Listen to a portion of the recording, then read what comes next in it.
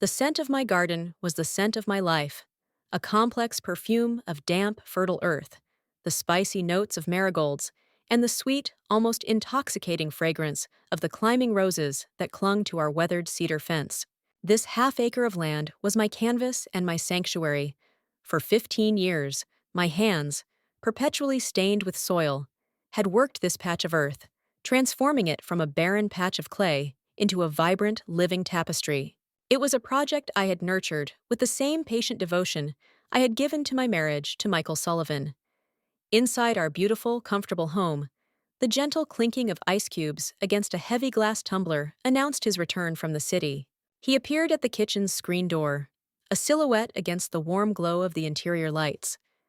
He held a tall, condensation-beaded glass of iced tea, a peace offering at the end of a long day. A smile, the very one that had captured my heart 2 decades ago, creased the corners of his handsome face.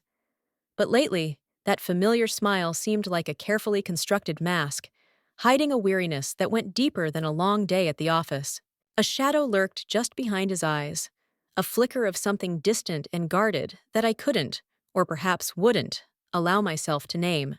"Tough day at the office, honey?" I asked, pushing a stray strand of hair from my forehead with the back of a muddy wrist. I straightened up, feeling the pleasant ache in my lower back, the sign of good, honest work. "The usual," he sighed, his shoulders slumping as he stepped onto the flagstone patio. He took a long, deep swallow of his tea. "The quarterly projections are in, and they're grim. Thompson is talking about a hiring freeze and foregoing bonuses again. For everyone. It's a bloodbath out there, Laura. Just brutal." He sank onto the top step, his gaze sweeping over the manicured lawn that sloped down to the woods. "I was running the numbers on our retirement accounts today. Honestly, it's terrifying. We are so far behind where we need to be. We have to be meticulous, absolutely ruthless with every single dollar." I felt the familiar, cold knot of anxiety tighten its grip in the pit of my stomach. This sermon on impending financial doom had become his constant refrain for the better part of 2 years.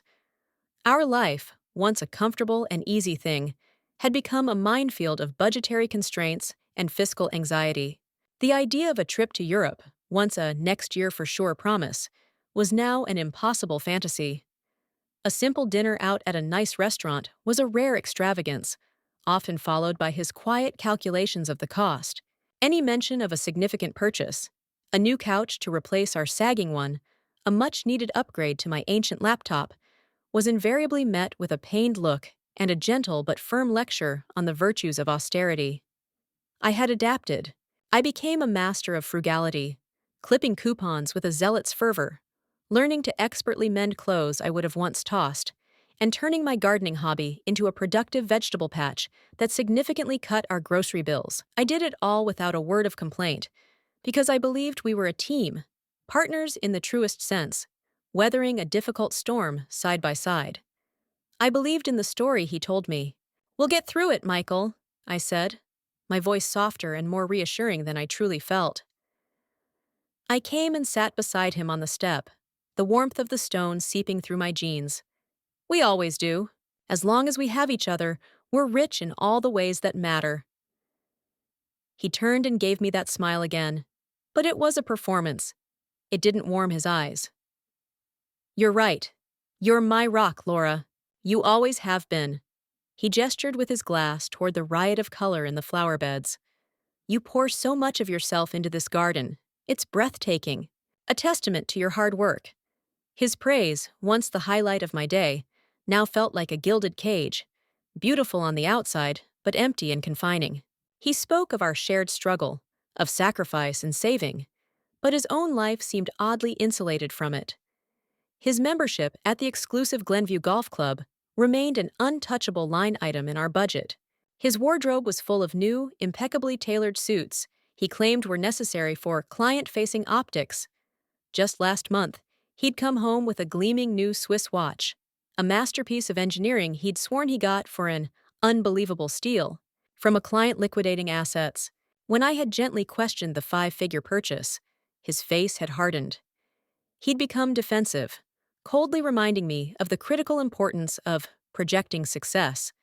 To doubt him, he implied, was to doubt his ability to provide for us. And so, I had relented, pushing my sliver of doubt down into the dark, quiet earth of my mind, burying it like a dormant seed, praying it would never find the light. I loved this man. I had woven the very fabric of my adult life around him. And so, I chose to believe. I chose the illusion. The following Saturday was sweltering, the kind of midsummer day where the sun hangs high and heavy in a bleached white sky.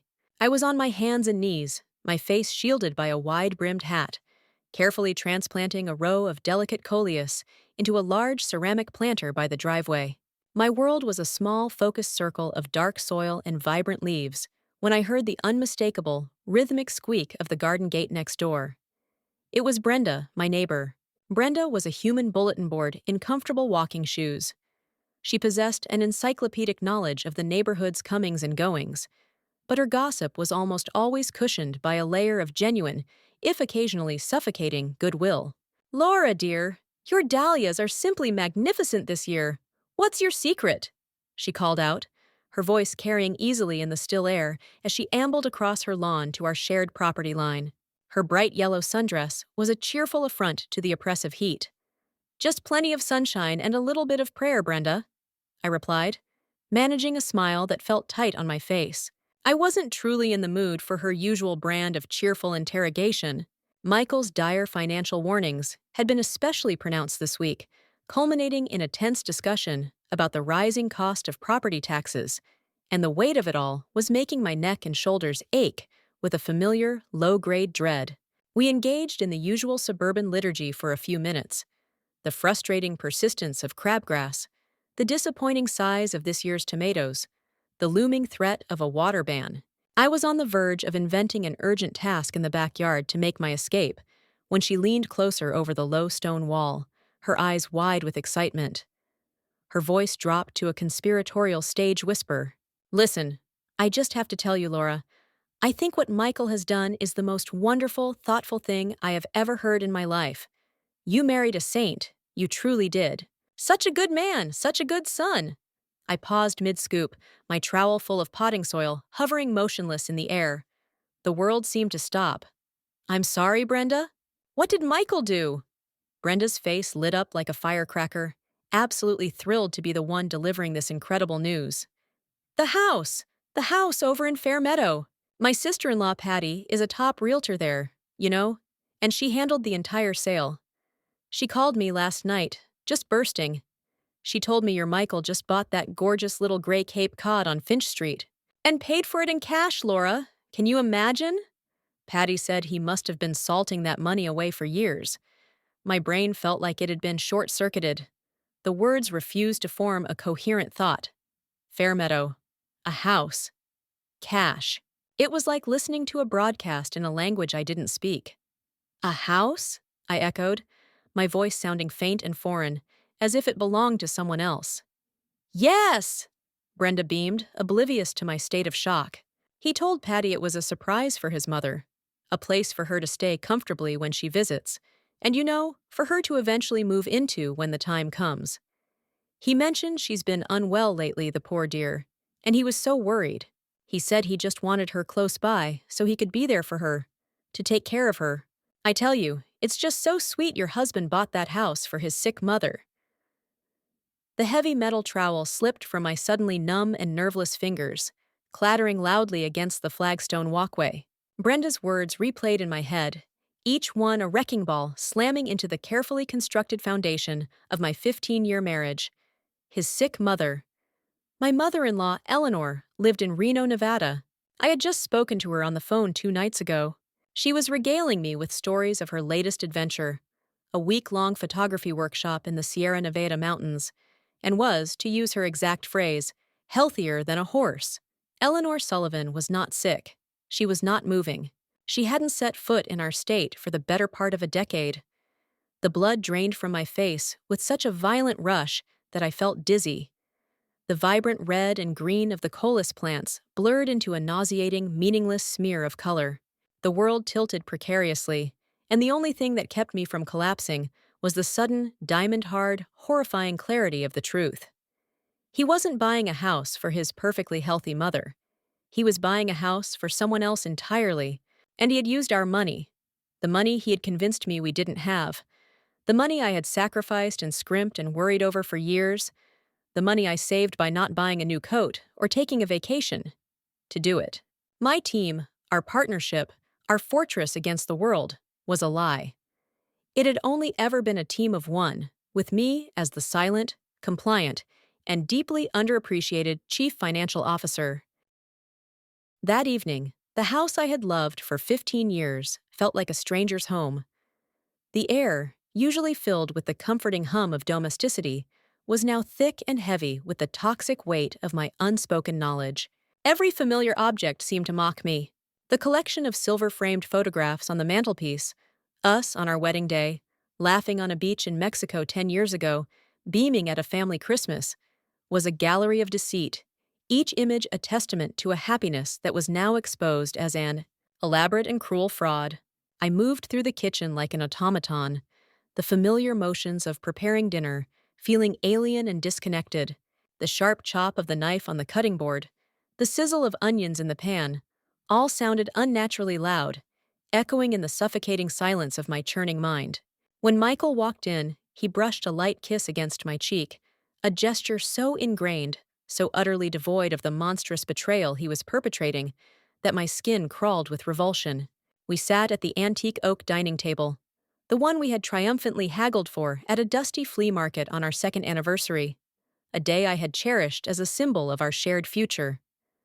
I watched him as he ate his chicken piccata. My chicken piccata. I studied his face, the familiar lines and planes of it, desperately searching for any flicker of guilt, any hairline crack in his seamless facade. There was nothing. He was as calm, as composed, as entitled as ever. I decided then to lay a small, simple trap. I would give him one final clear opportunity to ensnare himself in his own intricate web of lies.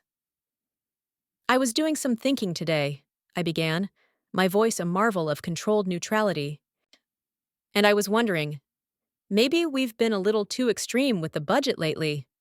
I saw a fantastic flight deal online to Reno. I thought it might be wonderful to go visit your mom for a long weekend. We haven't seen her in ages, and I worry. Michael didn't even look up from his plate. He meticulously separated a caper from a piece of chicken with the side of his fork. Laura, we've discussed this to death. We just cannot afford a trip like that right now.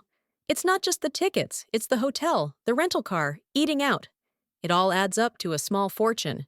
Besides, he added, finally lifting his gaze to meet mine, his expression placid, Mom's perfectly fine. She loves her life in Nevada. There's absolutely no reason to rush down there. But are you sure she's really fine? I pressed, my heart hammering a frantic, painful rhythm against my ribs. Her health is holding up? No new issues? No reason for you to be worried about her?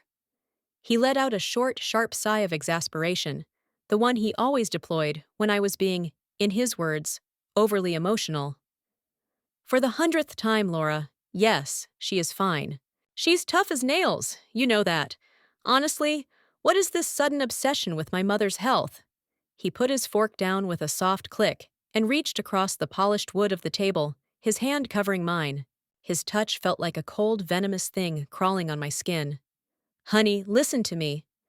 I know this financial pressure has been hard on you. The scrimping, the saving, the constant worry. But I need you to understand that I am doing it for us. It's for our future. I'm protecting what we have. You have to trust me. Trust me.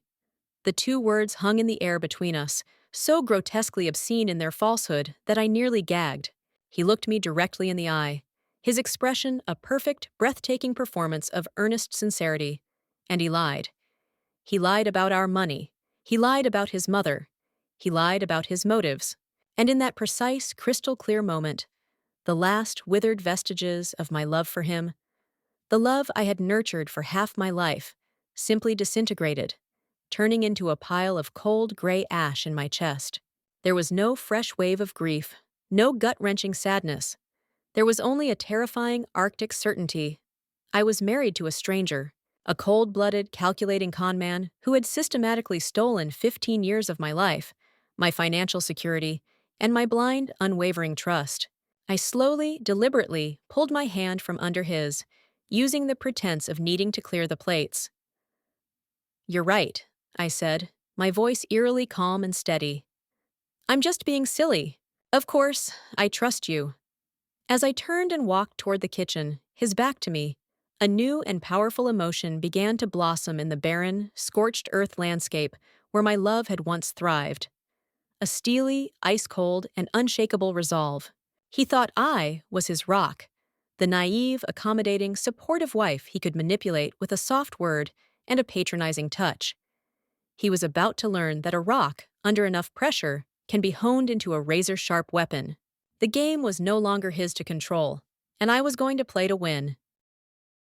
The next morning, the house was unnervingly quiet after Michael left for work. His parting, "I love you," delivered with his usual casual warmth, echoed in my ears as a final bitter obscenity.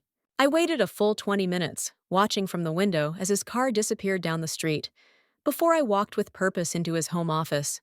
It was a space I rarely entered, his private domain. The room smelled of him, a cloying combination of his expensive sandalwood cologne and the rich, masculine scent of the leather on his executive chair. It felt like a profound violation to be there, like a burglar in my own home. But my marriage was already a crime scene. I was simply a detective gathering the necessary evidence. I sat down at his massive, gleaming oak desk, my own reflection a pale, grimly determined ghost in the polished surface, and opened my laptop. My hands were trembling, not with fear, but with a potent, focused adrenaline. Brenda had unwittingly given me the key. Fairmeadow, Finch Street. My first search was for the county's public property records portal. The very act felt sordid and shameful, like prying into a secret diary. But my life had already been violated in the most profound way imaginable. This was merely an act of self-preservation. With a deep breath, I typed the town and street name into the search fields. The page loaded, and my breath caught in my throat. There it was. 114 Finch Street, Fairmeadow. A sale had been officially recorded 3 weeks prior. My heart began to pound a frantic, heavy rhythm against my ribs. I clicked on the link for the transaction details, my stomach twisting into a tight, painful knot. The purchase price was listed in plain, brutal figures: $485,000. A wave of hot, dizzying nausea washed over me. Nearly $500,000. The total sum of all our sacrifices, the cost of every canceled plan, every mended shirt, every sleepless night I had spent worrying about our mortgage. And then I saw the buyer's name. It wasn't Michael Sullivan. It was a limited liability company, an LLC. Solstice Group, LLC. The name was meaningless to me, but the strategy was crystal clear. It was a classic textbook maneuver to obscure ownership, to hide an asset in plain sight. Michael was a financial advisor. He knew every trick in the book for hiding money. He thought he was being brilliant, flawlessly covering his tracks, but he had made one fatal, hubristic mistake. He had never, in his wildest dreams, accounted for a nosy neighbor named Brenda, with a realtor sister-in-law. My next step was the state's official business entity database. My fingers, now steady and sure, flew across the keyboard, propelled by a surge of righteous, incandescent fury. I typed Solstice Group LLC into the search bar and hit enter. The results were instantaneous. The LLC had been legally formed just 2 months ago. I clicked the link to view the publicly available registration documents, and there it was, in the stark, emotionless font of a government form, listed under the heading Registered Agent, Michael Sullivan. Our home address, the one we shared, was listed as the principal place of business for his secret company. I leaned back in his ridiculously expensive, ergonomic leather chair, the cool, smooth material a bizarre contrast to the fire raging through my veins. He had systematically siphoned our shared marital assets, our retirement savings, the very foundation of our future, into a fraudulent shell company to purchase a secret house for his mistress. The sheer, breathtaking audacity of it, the chilling depth and complexity of the deception, left me momentarily breathless. This was not a simple, sordid affair. This was a meticulously planned, long-term campaign of systemic financial and emotional fraud. He had constructed an entire secret life on a foundation of my unquestioning trust and my diligent sacrifice. I calmly saved the PDF of the property record and the LLC registration to a new encrypted USB drive. A cold, bitter smile touched my lips for the first time in what felt like an eternity. He had weaponized his financial expertise to betray me, but I would use his own meticulously created paper trail to bring about his ruin. My investigation was far from over. I now had the shell company, the address of the love nest, and the irrefutable proof of purchase. The only piece of the puzzle still missing was the woman herself. Who was the sick mother this house was really intended for? Finding her was the next critical step. Finding her, and then ensuring that she, along with every single person in our carefully curated life, understood exactly what kind of man Michael Sullivan truly was. On Monday morning, I did not drive to the local nursery to buy the autumn pansies I had planned on. Instead, I drove downtown, my jaw set, my hands gripping the steering wheel. I navigated the city traffic and pulled into the underground garage of a sleek, imposing skyscraper of smoked glass and steel, a building that housed the city's most powerful and expensive law firms. I had spent the entire weekend immersed in research, my initial shock and grief now transmuted into a singular, razor-sharp purpose. I wasn't looking for a marriage counselor or a gentle mediator. I was looking for a warrior. I found her on the 34th floor, behind a door with a simple brass plaque that read, Thorne and Associates. Her name was Ms. Beatrice Thorne, and her formidable reputation preceded her. She was known as the city's premier divorce attorney, specializing in complex high-asset cases involving hidden finances and corporate fraud. She was, in short, exactly the weapon I needed. Her office was a masterclass in controlled, intimidating power. Stark, minimalist furniture, an awe-inspiring panoramic view of the city skyline, and an atmosphere of expensive, unflappable competence. Mrs. Thorne herself was a woman in her late 50s, with piercing gray eyes, an impeccably tailored suit, and a no-nonsense, almost severe demeanor that I found profoundly and immediately comforting. She listened with intense, unblinking focus as I laid out the entire sordid story, my voice miraculously steady and devoid of the tears I had already shed in the privacy of my car. I told her everything: the years of feigned financial hardship, Michael's lectures on austerity, the chance encounter with Brenda, the house in Fairmeadow, and the shell company registered in my husband's name. I concluded my narrative by sliding the small, encrypted USB drive across the vast, polished expanse of her mahogany desk. This drive contains the public property records for the house on Finch Street and the complete LLC registration documents from the state, clearly showing my husband as the registered agent and our home as the principal address. I stated, my voice clinical. She took the drive and inserted it into her computer without a word, her expression as unreadable as a granite cliff face. For several long minutes, the only sound in the cavernous office was the soft, deliberate clicking of her mouse as she reviewed the files. Finally, she looked up from the screen, and for the first time, I saw a flicker of something that looked like professional admiration in her sharp eyes. Mrs. Sullivan, she said, her voice crisp and resonant. You have done your homework exceptionally well. This is not, I must stress, merely a case of spousal infidelity. This is a clear textbook case of fraudulent conveyance and dissipation of marital assets. Your husband has illegally established a shell corporation for the express purpose of converting joint marital property into a personal hidden asset, all while actively and deliberately misrepresenting your shared financial situation to you. In the eyes of the family court, Mrs. Sullivan, this is an egregious and calculated offense. A wave of validation so powerful it almost made me weep washed over me. It was real. I was not being overly emotional. I was not just a scorned wife acting out of jealousy. I was the victim of a premeditated, intricate financial crime. What does that mean for me legally? I asked, my voice barely a whisper, the enormity of it all finally landing. It means, Ms. Thorne said, leaning forward slightly, her gaze sharp and predatory, that we have immense, almost unprecedented leverage. We will not be simply dividing the remaining assets in half. We will be filing a motion to claw back the full entire value of this fraudulent transaction, plus my legal fees and punitive damages. When this is all over, he will be lucky if he walks away with his golf clubs and his expensive suits. My team will immediately begin the process of subpoenaing his personal and business bank records, his brokerage accounts, his phone records, his credit card statements, and all electronic communications. This Solstice Group and its beneficiary will have nowhere left to hide. She paused, her eyes locking onto mine with an intensity that sent a chill down my spine. The only remaining question is one of strategy. We can file immediately and have him served at his office tomorrow morning. Or we can be patient. We can quietly gather every last piece of our evidence, build an absolutely airtight, irrefutable case, and then we choose our own time and place to strike.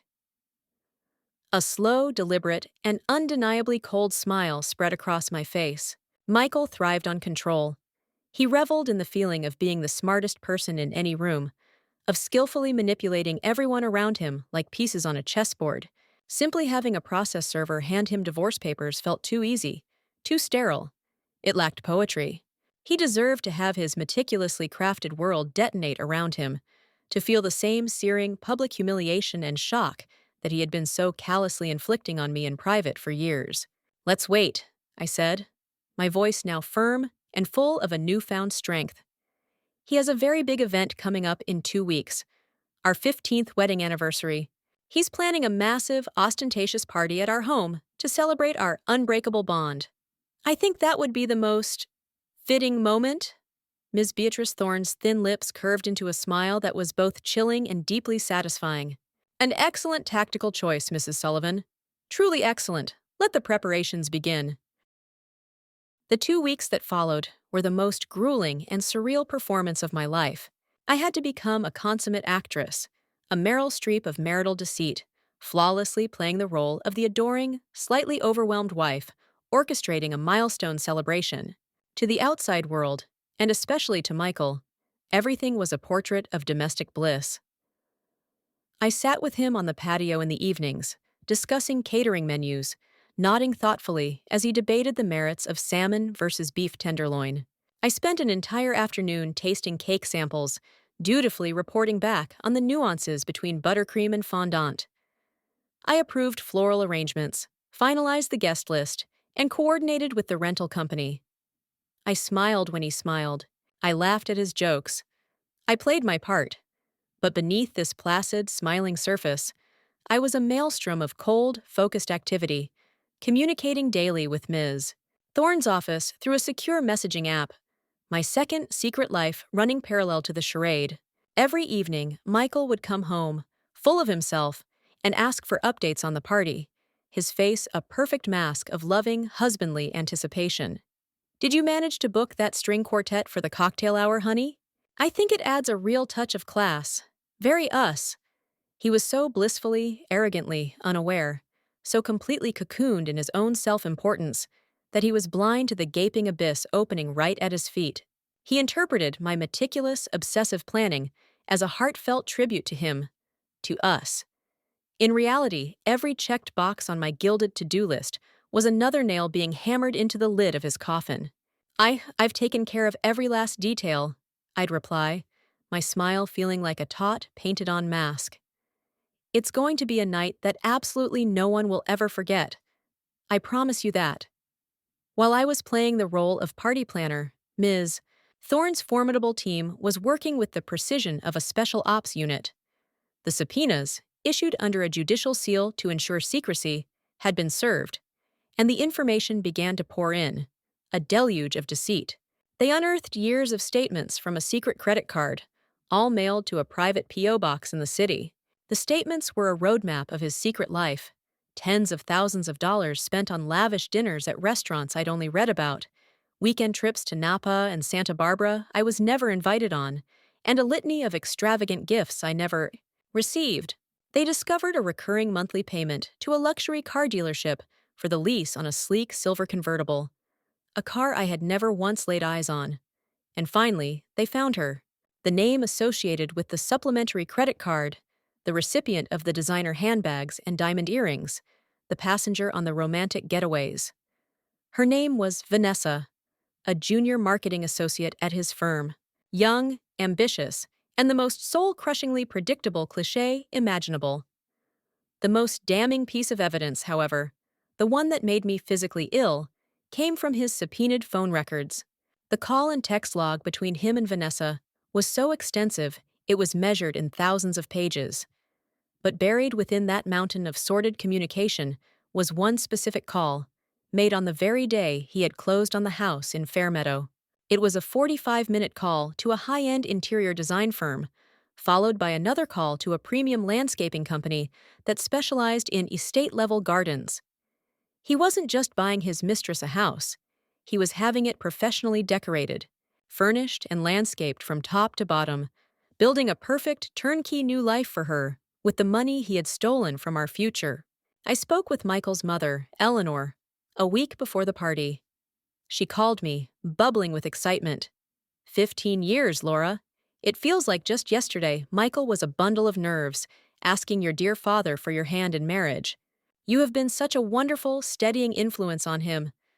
The best wife a mother could ask for. Her innocent, loving words were like tiny, sharp daggers, but I held my composure, my voice smooth as silk. Ah, it would mean so much to us, Eleanor, if you and William would say a few words at the party, I said, my voice a symphony of counterfeit sweetness. A toast to your son and his accomplishments. It would just mean the world to him. Oh, of course, dear. We would be absolutely honored, she'd chirped back, completely and blissfully oblivious. The trap was now meticulously set. The guests had all RSVP'd. Our oldest friends, our extended family, Michael's business partners, his boss, his adoring parents, and, of course, the unsuspecting Vanessa. Ms. Thorne had prepared a sleek, professional-looking portfolio for me, a binder containing elegantly presented copies of the most devastating documents: the LLC registration, the deed to 114 Finch Street, the credit card statements with charges for V, Pendant, and Vanessa's spa day circled in red, and the bank statement showing the wire transfer of $485,000 to Solstice Group, LLC. The stage was set, the unwitting actors were all in place, and I, the wronged wife, was ready for my directorial debut. I was no longer the victim in this tragedy.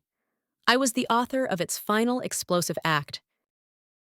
The night of the party was unnervingly perfect, a warm, soft, early summer evening where the air smelled of night-blooming jasmine and freshly cut grass. Our backyard, my cherished sanctuary, had been transformed into a scene from a magazine. Thousands of tiny fairy lights were woven through the branches of the old oak tree, casting a magical, dappled glow. Dozens of small tables, draped in crisp white linen and centered with elegant floral arrangements, dotted the lawn. Over 100 people, the living embodiment of our 15-year shared life, mingled on the grass, their laughter mingling with the sophisticated melodies of the string quartet I had hired. Michael was in his absolute element, playing the role of the magnanimous, charming host to perfection, his arm draped possessively and proudly around my waist. He would occasionally look down at me with an expression that any other person would have mistaken for profound love. I knew better. It was the look of a conquering king, surveying his vast and prosperous domain, utterly secure in his power and his possessions. After an hour of champagne and polite conversation, Michael stepped onto the raised patio and tapped a crystal glass with a spoon, the clear, high-pitched chime silencing the crowd. He stood there, bathed in the golden light from the house, beaming like a man who had everything he had ever wanted.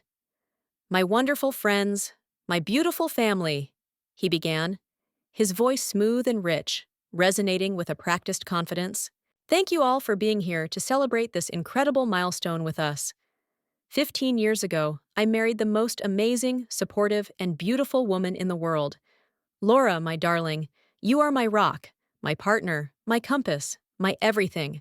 Through every up and every down, through every single challenge life has thrown at us, you have been my steadfast anchor. Our love is a fortress, And the life we have built together is a testament to that unbreakable strength. To us, my love. And to 15 more glorious years. The crowd erupted in warm, heartfelt applause. He leaned in to give me a long, performative kiss for the audience, whispering against my lips, "I love you." I smiled back, a serene, almost beatific expression that I had practiced in the mirror settling on my face. "Ah, I love you too," I said, the words feeling like shards of glass in my mouth. Then, as he turned to accept the congratulations of a friend, I stepped forward to the edge of the patio. "I'd like to say a few words as well, if I may," I announced, my voice miraculously clear and steady, carrying effortlessly across the suddenly quiet yard.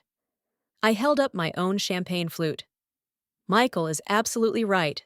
Our life together has been a testament to many things. It has certainly been a testament to sacrifice." I paused, letting that one word hang in the warm night air, letting it burrow into the minds of our guests. For years, as many of you know, Michael has impressed upon me the need for us to be frugal, to be cautious, that we had to save every last penny for a rainy day that was surely coming. And I did. I sacrificed vacations. I sacrificed simple comforts. I sacrificed my own peace of mind, all because I believed with all my heart that we were building our fortress together, brick by brick. I saw a flicker of confusion, then annoyance, in Michael's eyes. I turned my gaze to his parents, who were sitting in the front row, looking proud. "Eleanor, William, thank you so much for being here. It means the world. Michael loves you both so much. In fact," I said, my voice dripping with a poisonous saccharine sweetness, "he loves his mother so much that he recently bought a beautiful, expensive house just for her, over in Fairmeadow, for when she gets sick. Isn't that right, Michael?" A ripple of confused murmuring spread through the crowd. Eleanor looked utterly bewildered, turning to her husband with a questioning frown. Michael's face went chalky white. "Laura, what on earth are you talking about?" he hissed, taking a step toward me, his hand reaching for my arm. I smoothly stepped away, turning my body to face the crowd fully, my voice rising in volume and strength. "Oh, you know exactly what I'm talking about, Michael. The lovely gray Cape Cod on Finch Street. The one you secretly purchased for $485,000. In cash. Through your private shell company, Solstice Group, LLC. From a small, elegant side table where I had placed it, I picked up the professional binder that Ms. Thorne had prepared for me. For those of you who, like me, were previously unaware of my husband's incredible generosity and his secret business ventures, I've brought along some documentation for a little show and tell." I opened the binder with a flourish. Page 1. Here is the official deed to the house. Page 2. Here is the LLC registration from the state website, with Michael's name and our home address listed as the agent. "And page 3? I said, my eyes scanning the sea of shocked faces before landing, with pinpoint accuracy, on a terrified-looking young woman in a tight red dress standing near the back. "Here are the American Express statements, detailing all the lovely designer furniture and expensive gifts for the house's real occupant, a woman named Vanessa. Isn't that right, Vanessa? Please don't be shy. Stand up and take a bow. You're the guest of honor, after all." Vanessa looked like she had been struck by lightning. A collective, audible gasp swept through the crowd. Michael stood frozen, his face a grotesque mask of pure, abject horror, the color completely drained away, his mouth hanging slightly open. His fortress hadn't just been breached. It had been vaporized in a public spectacle, and I was standing in the center of the blast zone, holding the detonator. "So, I would like to propose a new toast," I said, my voice ringing with the cold, clear sound of justice. "Not to our marriage, which as of this moment is a demonstrable fraud, but to the truth, and to my brilliant lawyer, Ms. Beatrice Thorne, whose process server is currently waiting at the end of our driveway to hand my husband these divorce papers. To new beginnings." I raised my glass high, looked my husband dead in the eye, and watched with profound cathartic satisfaction as his entire, perfectly curated world shattered into a million irreparable pieces before a captive audience of every single person he had ever wanted to impress. 6 months later, The late autumn air was sharp and clean, carrying the crisp, earthy scent of fallen leaves. I stood not in the haunted backyard of my old life, but on the freshly laid sod of a small, charming Tudor-style bungalow that was entirely, unequivocally mine. The divorce had been as swift and merciless as Miss Thorne had promised. Faced with an avalanche of irrefutable evidence of financial fraud and fraudulent conveyance, Michael and his legal team had no choice but to surrender. They settled immediately to avoid a drawn-out, public, and even more humiliating court battle. I received the full equity of our old home, a generous portion of his declared investment and retirement accounts, and, most satisfyingly, a cashier's check for the full $485,000 he had funneled into the Solstice Group, plus interest and legal fees. He was forced to sell the house on Finch Street at a loss to fund the settlement. The fallout was catastrophic for him. He was fired from his prestigious firm for gross ethical violations, and Vanessa, predictably, had vanished the moment his money and status evaporated. His reputation in our community was in absolute ruins. His parents, Eleanor and William, had called me once, their voices trembling with a mixture of shame and disbelief, to offer a halting, painful apology. I accepted it with grace, but the ties were irrevocably severed. My new home, nestled on a quiet, tree-lined street, had a small, tragically neglected patch of earth in the back. It was a chaotic tangle of overgrown weeds, stubborn roots, and buried stones. But when I looked at it, I saw nothing but pure, unadulterated potential. It was a blank canvas. For the first few weeks in my new life, I did very little. I would sit on my new porch, wrapped in a thick wool blanket, sipping hot tea and simply breathing. I was relearning how to exist in silence, without a constant, low-level hum of anxiety. The tight, painful knot that had lived in my stomach for years had finally, miraculously, dissolved, replaced by a quiet, steady sense of profound peace. The world was no longer a place of hidden dangers and secret betrayals. It was just the world, beautiful and wide open, waiting for me to decide my place within it. Slowly, I began to work. I started a small business, a boutique landscape design company I named Hearth and Vine Landscaping. It began with two of my new neighbors admiring the transformation of my own yard and asking for help with theirs. From there, it grew organically through word of mouth. I found a deep and abiding joy in helping other people create their own personal sanctuaries, in bringing order and beauty from chaos, in listening to their dreams for a small patch of earth and helping them bring it to life. My hands were once again perpetually caked in rich soil, but this time the feeling was entirely different. This work was not an escape from a life I couldn't bear. It was the very foundation of a life I was proud of. I was building something that was wholly my own, funded by my own hard work and the justice I had courageously fought for. One crisp afternoon, while sitting at my drafting table sketching out a planting plan for a new client, I looked around my sun-drenched living room. There were no ghosts in this house, no lingering shadows of lies. Every object, from the deep, comfortable armchair to the brightly colored Kilim rug, was chosen by me, for me. I had not only survived the complete demolition of the life I thought I had, but I had emerged from the rubble not broken, but remade. I was stronger, wiser, and freer than I had ever been. The magnificent garden Michael had once praised with his empty, hollow words was a part of my past, but I was now cultivating something far more precious and enduring, a life of my own, a life with deep roots in truth, blooming with the limitless promise of a future that I, and I alone, would design. And it was, in a word, beautiful.